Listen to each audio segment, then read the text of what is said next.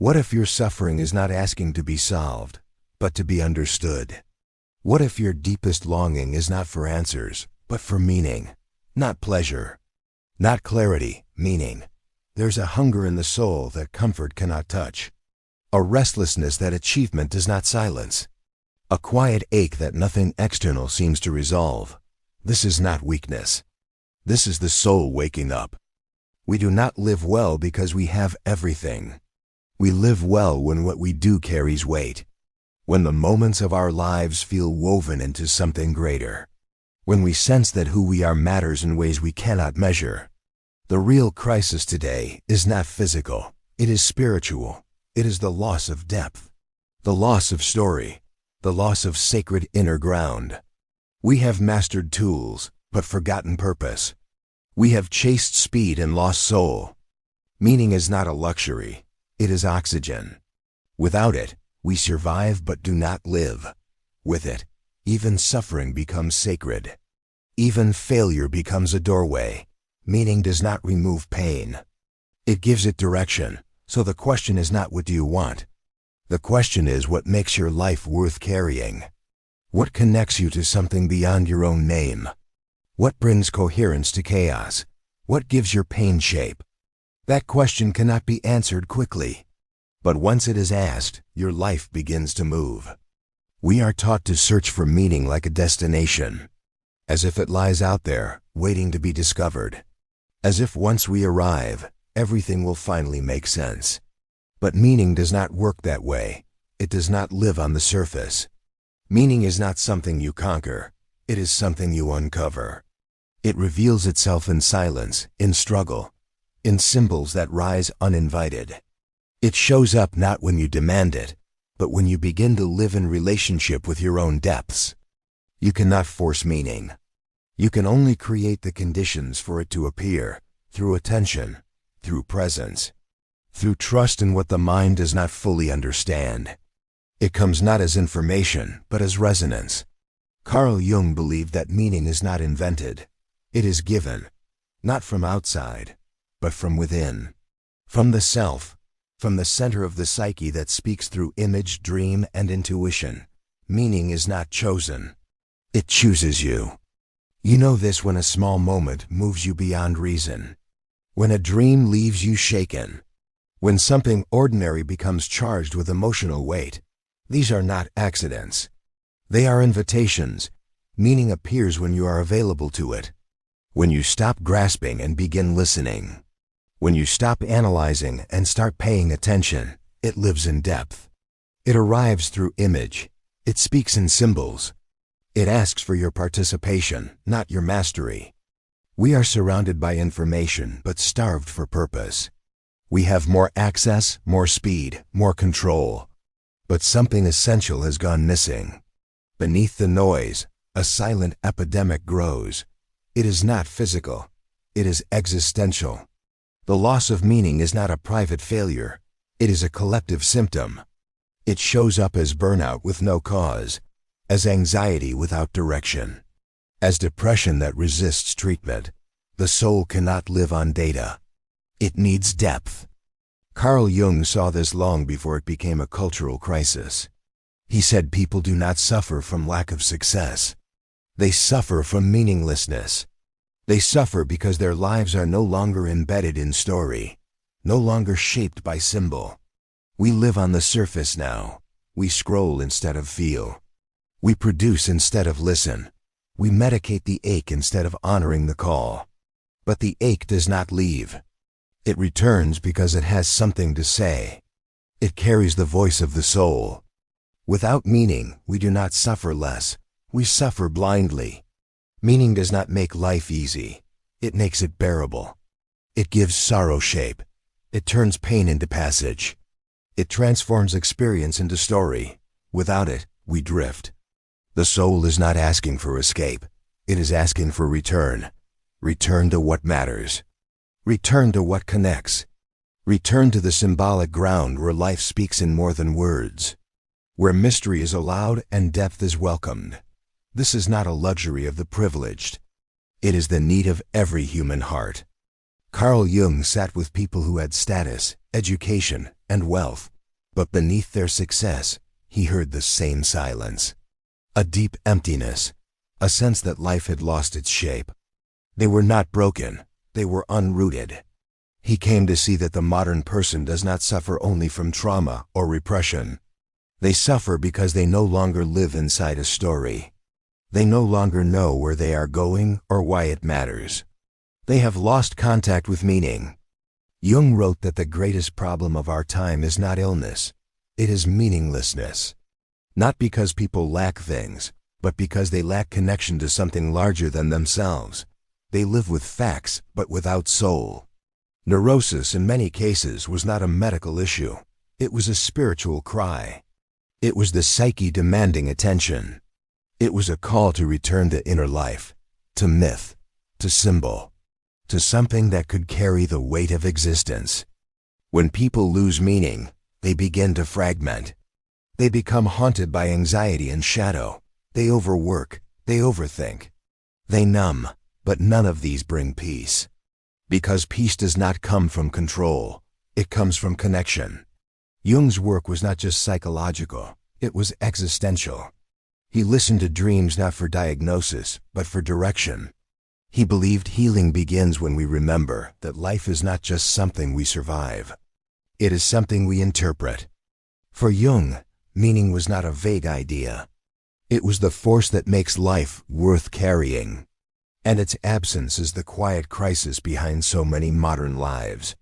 The modern mind is trained to measure, categorize, and predict. It is praised for precision, but punished for wonder.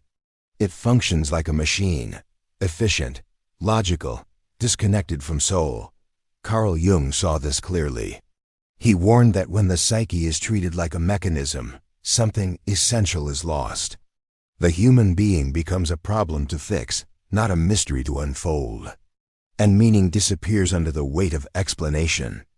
The mechanized mind seeks clarity above all. It avoids paradox, it fears ambiguity. It rejects the symbolic because symbols cannot be controlled. But meaning lives in ambiguity. It speaks through paradox. It is born in symbol. When everything is reduced to function, the soul begins to vanish. A dream becomes a chemical event. A ritual becomes superstition. A longing becomes a diagnosis. But the ache remains because the ache is not mechanical. It is sacred. The danger is not reason itself. It is reason without depth. Thought without imagination. Function without feeling. The mind alone cannot carry the complexity of being human. It needs the symbolic. It needs the mythic. It needs the soul. We can build systems, but we cannot build meaning. Meaning emerges when we allow ourselves to be touched by what cannot be fully known. When we remember that we are not machines, but living stories still being told. Science gives us knowledge, but it cannot give us meaning. It explains how things work, but it does not tell us why they matter. It reveals the structure of the world, but not the shape of the soul. Carl Jung never rejected science. He honored its value, but he saw its limits. He saw that the human being is not only made of biology and behavior. We are made of stories, images, symbols, and dreams. These cannot be dissected in a lab. The soul does not speak in formulas. It speaks in metaphor. It moves in patterns. It responds to image. When we try to treat the soul with scientific tools alone, it recedes, it hides. Not because it is weak, but because it knows it will not be met. Science can treat a symptom. It cannot interpret a symbol. It can map the brain. It cannot map the meaning of a nightmare that leaves you breathless. It can measure activity, but it cannot measure longing. And longing is where the soul begins. Meaning is not something that can be proven. It must be felt. It must be lived. It must be engaged through relationship, not analysis. This is why people feel empty, even when all the facts are correct, because the facts are not enough. We need science. But we also need soul. We need explanation. But we also need revelation. And it is only when these meet that healing becomes possible. Jung understood that truth is not only found in what is seen, but also in what is sensed. We often believe that meaning is something we must build, that we must define our purpose, invent our story, control our destiny. But meaning is not a product of will. It is something that rises when the soul is truly engaged. Carl Jung saw meaning not as an invention, but as an encounter. It comes when the inner and outer worlds align. When an image, a moment, or a dream resonates so deeply that it reveals a truth you did not know you carried. Meaning cannot be forced. It arrives in flashes. It grows in silence. It unfolds in symbols that speak more than the mind can explain. It enters through experience, not concept. It touches the heart before it reaches the intellect. You do not create meaning in the same way you create a goal. You recognize it. You feel it in your body. You sense it in the moment when something ordinary becomes luminous. When the veil lifts and you glimpse the deeper order behind things. This is why meaning often emerges in suffering. Not because suffering is good, but because it breaks the surface. It removes the noise. It reveals what truly matters. It makes space for the soul to speak without distraction. Jung believed that the most healing experiences come not from answers, but from contact. Contact with the self, contact with the unconscious, contact with something that feels both deeply personal and mysteriously beyond you. Meaning is not decoration, it is direction. It does not eliminate pain, it gives it shape. It does not remove the unknown. It helps you walk through it. And when you experience meaning in this way, life begins to speak again. Meaning does not come through logic, it comes through image. It arrives not as a conclusion, but as a presence. It speaks a language older than thought. A language the soul never forgets, even when the mind does. Carl Jung understood that the psyche is not built like a machine. It is shaped like a myth. It does not need to be convinced. It needs to be touched. And the touch comes through symbols. Through moments that resonate, not because they are rational, but because they are real. We often confuse meaning with clarity. But the deepest meaning is rarely clear. It is felt before it is known. It draws you in with depth, not detail. You know it because something in you responds, not because you can explain why. A symbol carries meaning without reducing it. It holds emotion, story, memory, and energy all at once. It does not narrow, it opens, it is alive. It moves through dreams, art, ritual, and momentary insights that arrive unannounced. To live a meaningful life is not to think more. It is to see differently. It is to learn the symbolic language that lives beneath the literal. A flower in a dream. A stranger's words that echo. A sudden image that won't leave. These are not distractions. They are messages. Meaning comes when we listen for more than facts, when we allow the symbolic to speak. Not to escape reality, but to enter it more fully. Not to avoid life, but to feel its true dimension. The soul does not ask for certainty. It asks for presence. Archetypes are not invented, they are discovered. They live deep in the psyche, beneath personal memory and culture. They are not ideas, they are forces. They are the patterns through which the soul experiences meaning. Carl Jung saw archetypes as the roots of symbolic life. They appear in dreams, myths, and religious stories across every age and culture. The hero, the mother, the shadow, the wise elder. These are not characters. They are energies that shape us from within. When an archetype is active, you feel it. You are drawn to certain stories. You respond to certain images. You enter relationships that echo mythic themes. This is not coincidence. It is the psyche moving through an ancient path. Archetypes carry meaning because they connect the personal to the universal. They give form to inner experience. They hold emotional truth without needing intellectual explanation. They show you that your life is not just yours. It belongs to something larger. To work with archetypes is not to analyze them. It is to enter relationship.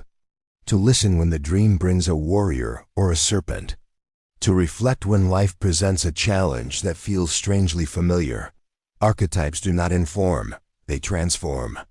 When you see an archetype at work in your story, something clicks. The chaos begins to cohere, the fear becomes initiation. The wound becomes the threshold. You begin to realize that your suffering has structure, that your longing has a shape. Archetypes are the bones of meaning. Without them, life becomes random. With them, you begin to recognize your soul's architecture. You begin to feel that your life is not just happening. It is unfolding through ancient currents of meaning. A symbol does not offer a conclusion. It offers an experience. It does not answer a question. It becomes a doorway. It does not clarify in the way the mind expects. It reveals in the way the soul remembers. Carl Jung taught that symbols carry more than the intellect can hold. They are not messages to decode. They are living realities that move through feeling, image, and intuition. A symbol does not describe meaning. It embodies it. This is why you can return to the same dream for years and still discover new insight. Why one image can disturb you while another brings peace. The symbol does not flatten meaning, it deepens it. It allows mystery to remain alive. To work with symbols is to practice presence. You do not dissect them. You dwell with them. You let them breathe. You let them shift. You let them speak in their own rhythm. The more you analyze, the more they retreat. The more you listen, the more they respond. Symbols are not signs with a fixed direction. They carry emotion, story, and mystery. They bring together what is conscious and unconscious. They speak to many levels at once. They do not resolve. They open. When a symbol appears in your life, it is not asking for explanation. It is offering encounter. It wants to be felt. It wants to be honored. And when you accept it on its own terms, it begins to change you. The power of a symbol lies in its ability to hold what words cannot. It makes the invisible visible without destroying its depth. It is not something you master. It is something you receive. Life often appears random on the surface.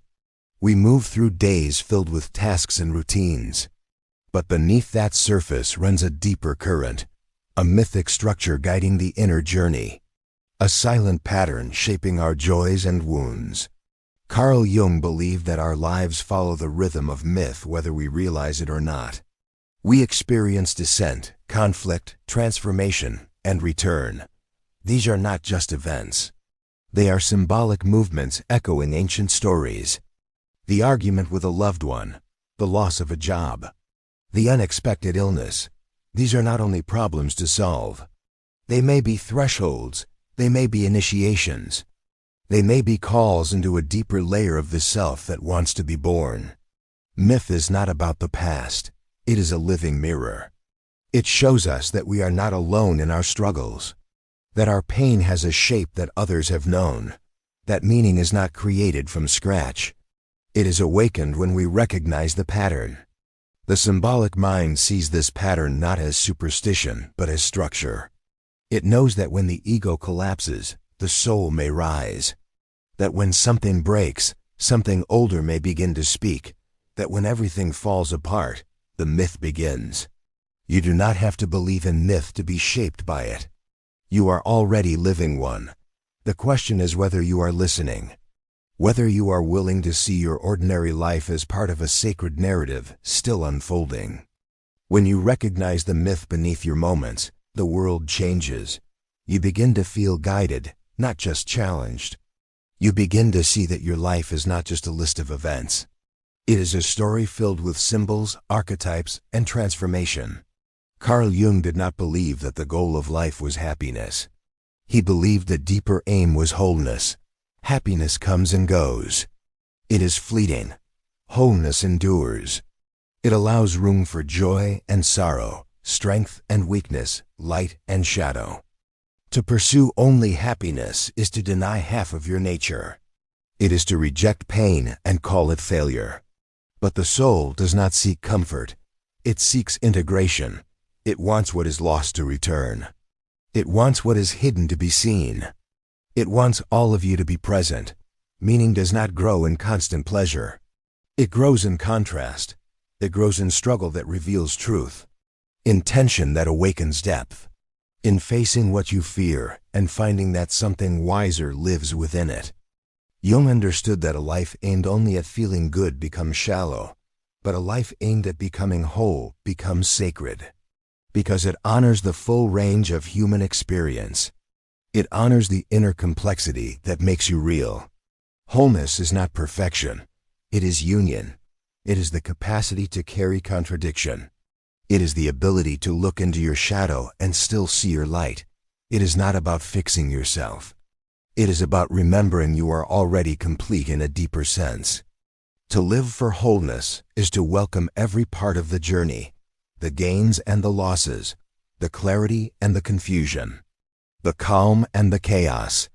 All are part of the story the soul is telling through you. Suffering becomes unbearable when it feels meaningless, when it seems like punishment or failure. But Carl Jung saw suffering as part of the path to wholeness, not as something to escape, but as something to be integrated. Pain carries a message. It often comes when the soul is asking for attention. It signals that something has been ignored, denied, or lost. The goal is not to eliminate pain at all costs. The goal is to listen, to feel what it asks of you. When suffering is faced with presence, it begins to shift. It reveals layers that were hidden. It uncovers patterns that want to be healed. It brings forth images and dreams that carry the next step. This is not passive endurance. It is active relationship. The psyche does not waste pain.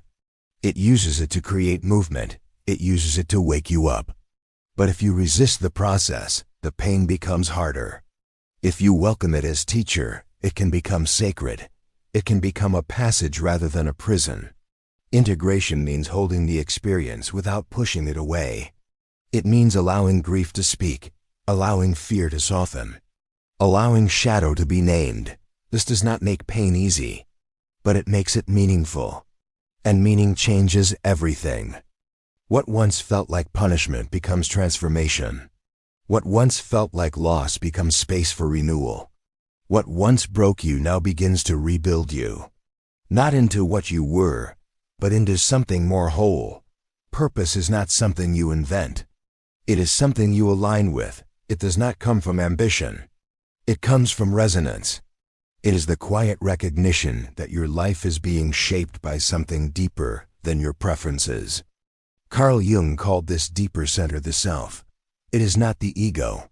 It is not the personality you perform. It is the totality of who you are and who you are becoming. It holds your potential. It carries the blueprint of your unfolding. When you move toward the self, you feel a subtle shift. Your actions feel guided rather than forced. Your decisions begin to reflect a deeper rhythm. You are no longer chasing validation. You are following a path that feels true. Purpose is not always grand. It does not need a title. It does not require applause. It may arrive in quiet service, in creative work, in listening deeply. What matters is not how it looks. What matters is how it feels inside the soul. Alignment with the self does not remove difficulty. It deepens your capacity to carry it. It does not eliminate confusion. It helps you walk through it with trust. It gives your life a sense of coherence even in times of chaos. Purpose is not a destination, it is a relationship. It is the ongoing dialogue between who you are and what is calling you forward. And that call often comes in symbols, in dreams, in moments that stir something beyond reason. When you live from this alignment, your life may not get easier, but it becomes real. It becomes rooted. And in that rootedness, meaning begins to bloom. Meaning does not arise in isolation. It is born in connection, not only to others, but to something greater than the individual self. It is the sense that your life is woven into a pattern that you did not create, but are called to serve. Carl Jung believed that the psyche is not separate from the cosmos. The symbols that arise within mirror the structure of the world outside. When you live in alignment with your inner truth, you begin to feel part of a deeper order.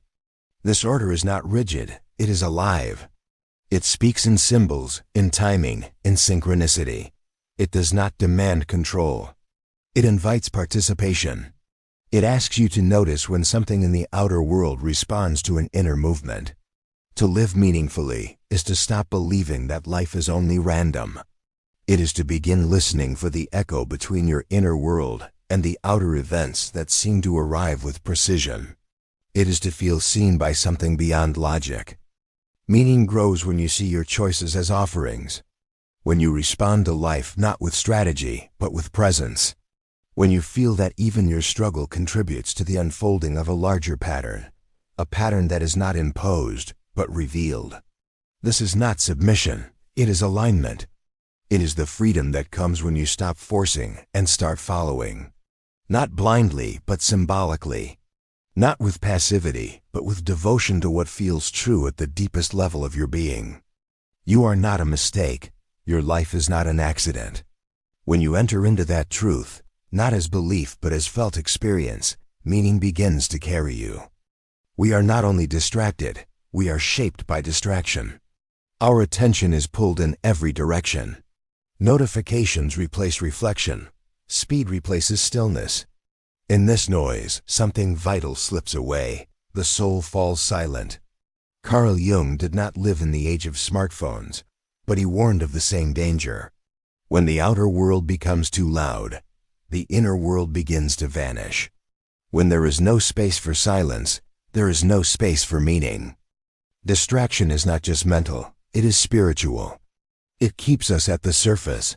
It prevents descent. It protects us from our own depths. But what we avoid does not disappear. It waits. It waits for the moment we are finally quiet enough to hear.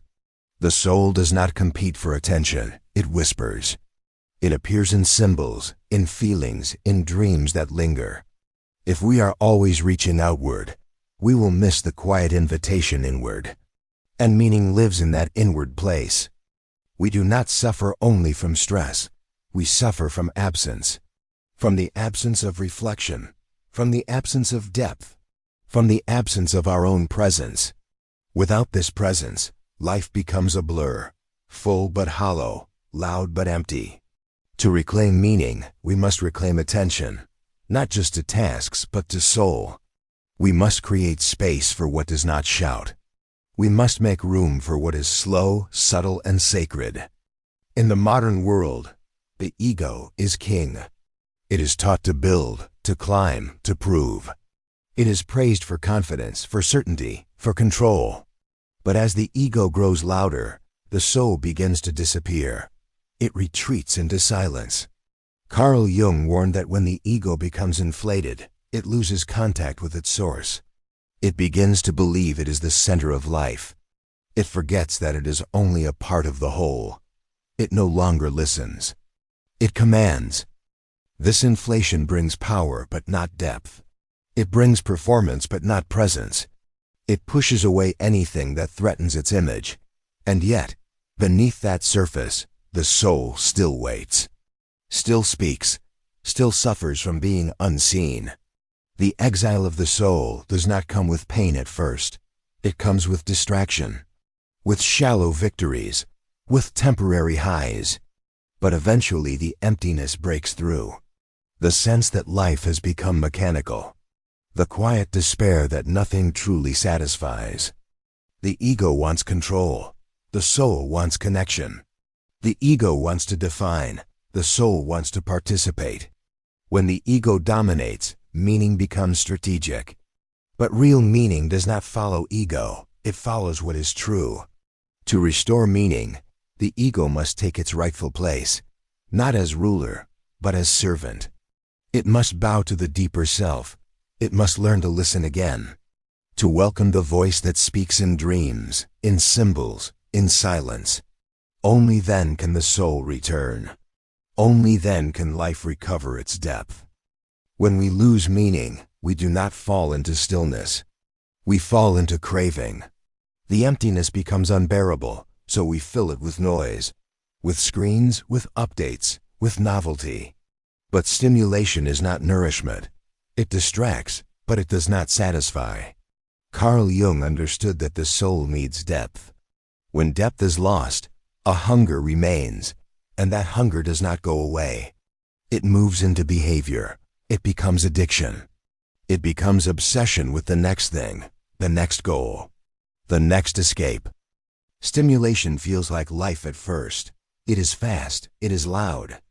It grabs the senses.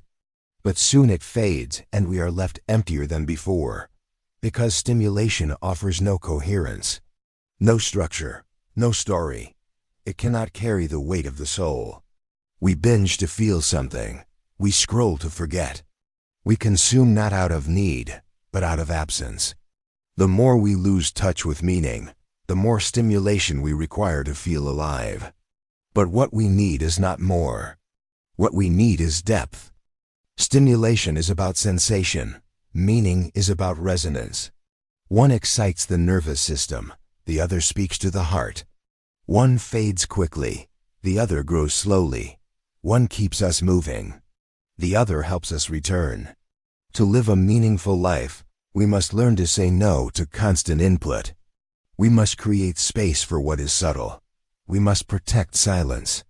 We must allow time for images to rise from within. The soul does not rush. It waits for attention. We measure everything now. We track performance, optimize output, and reduce experience to data. But numbers cannot hold the soul. They cannot explain longing. They cannot translate awe. Something essential is missing, and we feel it. Carl Jung understood that the human being is not nourished by statistics. We are nourished by story, by symbol, by myth.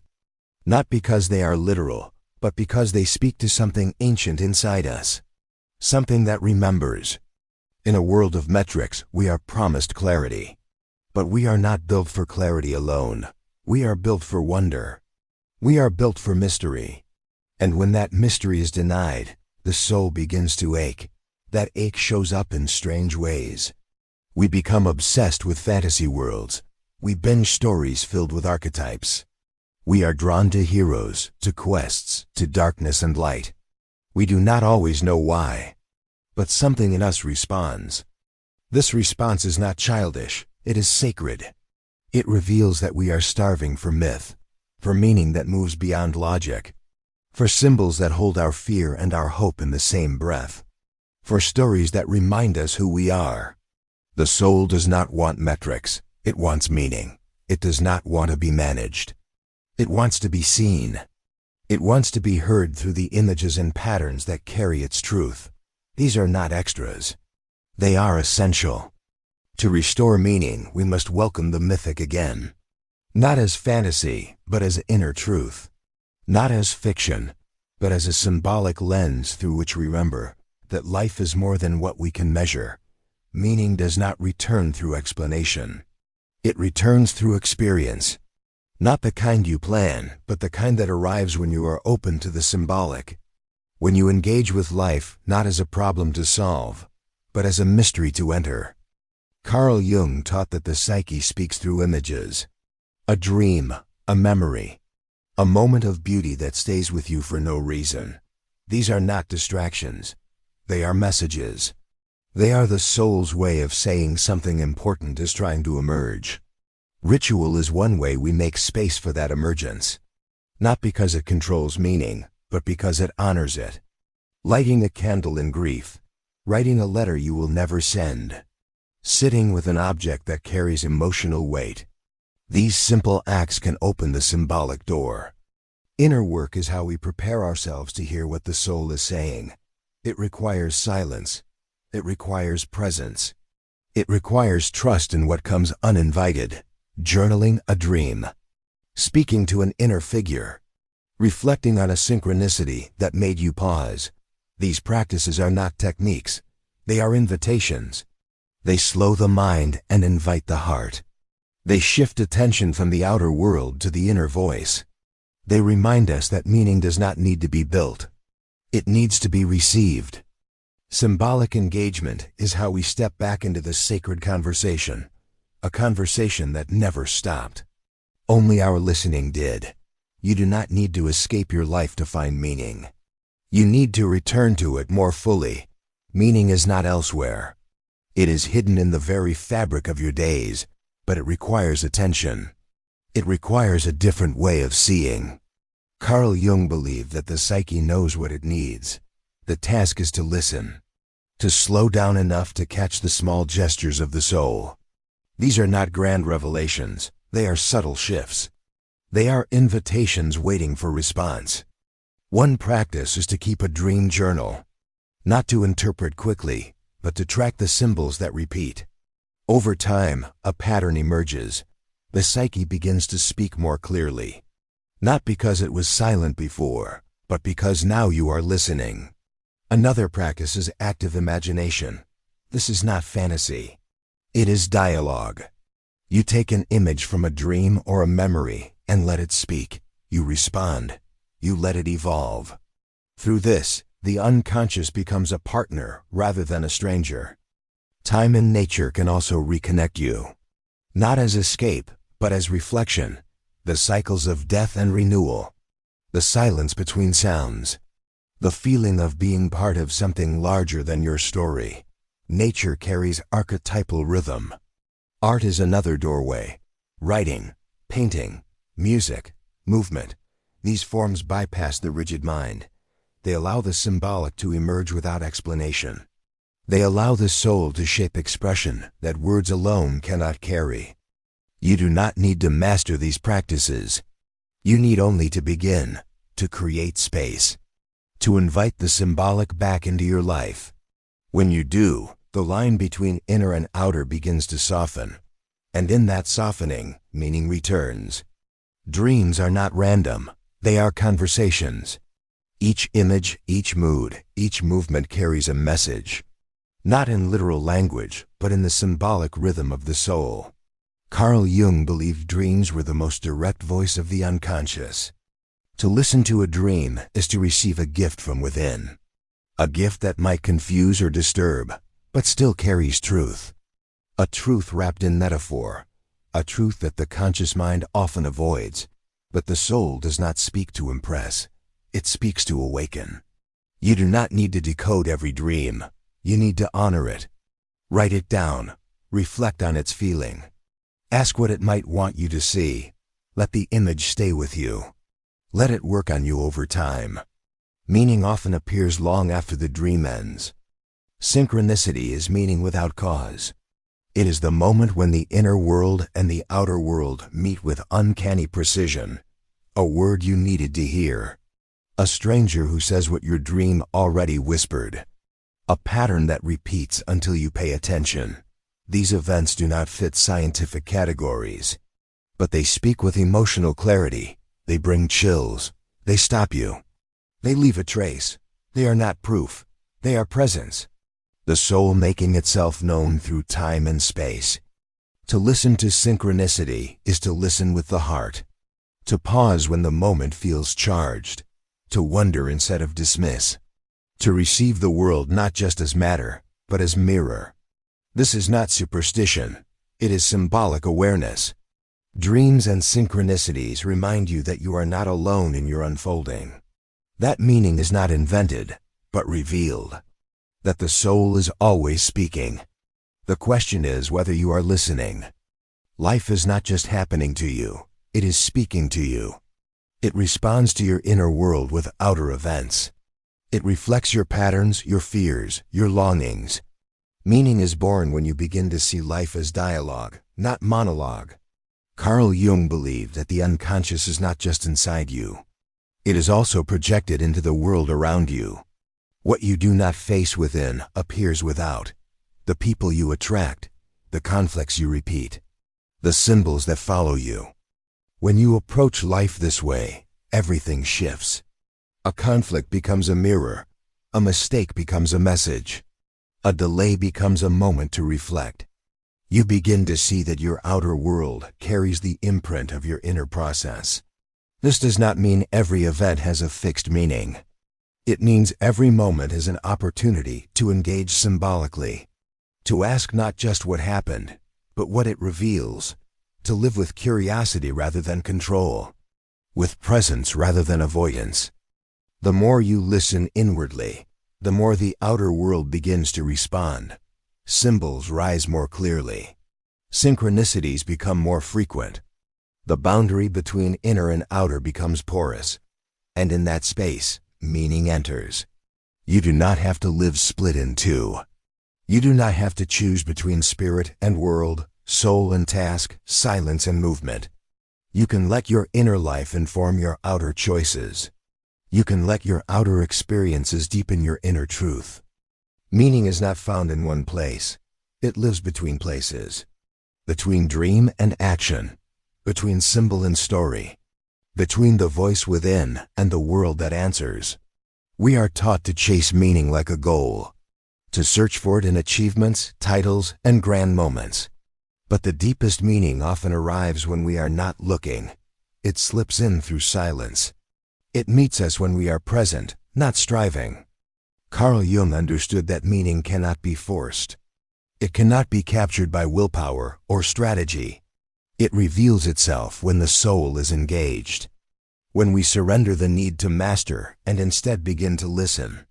You do not have to know your purpose in full. You do not need to have all the answers.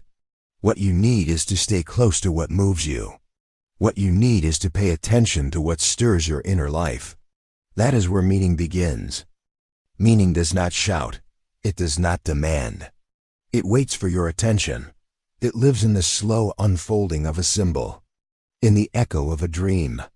In the way a moment feels heavy with unseen importance.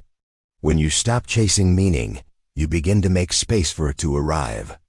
You become a participant rather than a controller. You begin to walk with life instead of trying to outrun it. Meaning is not a product you build. It is a process you enter. It does not arrive all at once. It appears in layers over time. It grows as you grow. It changes shape as your soul deepens. Carl Jung taught that the psyche has its own rhythm, its own wisdom, its own way of unfolding. When we rush it, we lose connection. When we allow it, we begin to sense a deeper order moving beneath the surface of our gaze. Meaning is not something you can design in advance. It cannot be scheduled. It does not submit to will. It responds to attention. It responds to care. It opens when you stop demanding and start receiving. You may not see the meaning of a moment until years later. What felt like failure may reveal itself as the turning point. What felt like loss may become the soil for your transformation. This is not chance, it is symbolic time.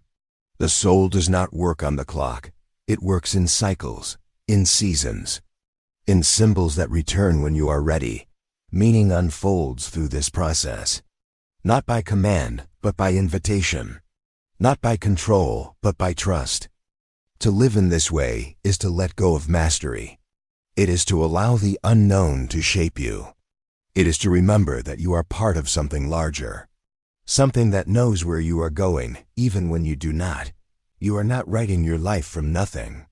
You are reading it as it unfolds. You are tracing patterns.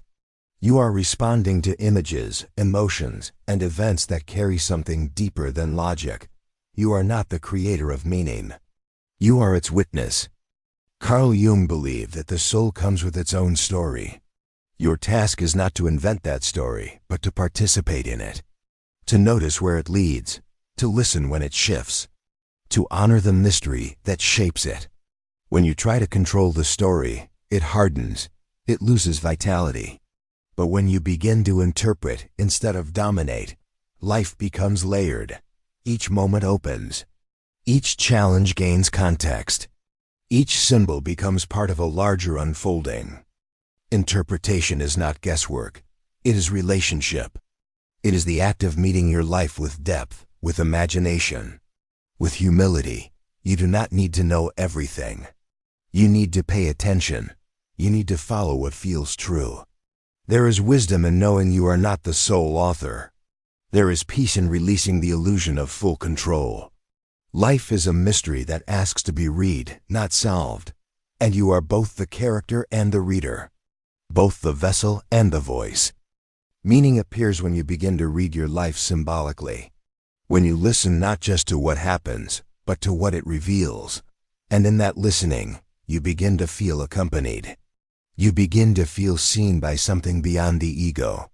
Life is always speaking, through beauty and pain, through silence and surprise, through images that return and emotions that will not leave.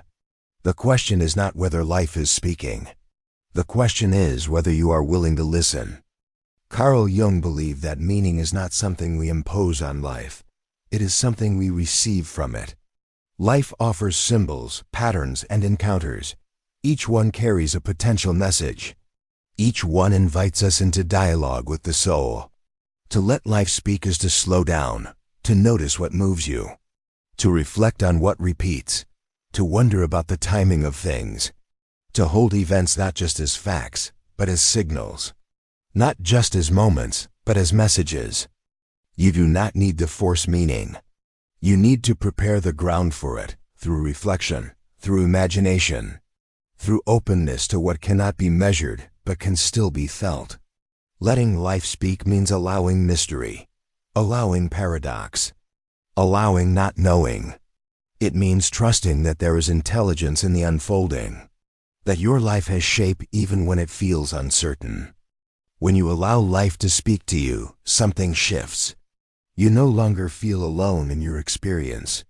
You begin to sense that every sorrow carries depth, that every joy echoes something sacred, that every symbol is a step on the path. Meaning is not given to those who demand it. It is given to those who welcome it. Let life speak to you. Let it move you. Let it surprise you. And meaning will come.